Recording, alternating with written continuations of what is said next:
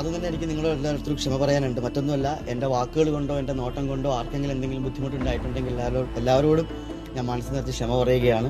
മറ്റൊരു കാര്യം, നിങ്ങളെപ്പോൾ തന്നെ ഒരുപാട് പ്രതീക്ഷകളും സ്വപ്നങ്ങളുമായിട്ടാണ് ഞാൻ ബിഗ് ബോസിലേക്ക് വരുന്നത്. നിങ്ങൾക്ക് എല്ലാവർക്കും എന്നെ വ്യക്തമായിട്ട് പുറത്തും അറിയാം. പുറത്ത് എങ്ങനെയും ആയിക്കൊണ്ട് പോട്ടെ, ഞാൻ നിങ്ങൾക്കിടയിൽ നിങ്ങളൊരാളായിട്ട് തന്നെയാണ് ഇത്രയും ദിവസം നിന്നിട്ടുള്ളത്. എല്ലാവരുടെ പ്രശ്നങ്ങളിലും ഞാൻ എന്നെക്കൊണ്ട് പറ്റുന്ന രീതിയിൽ ഇടപെട്ടിട്ടുണ്ട്.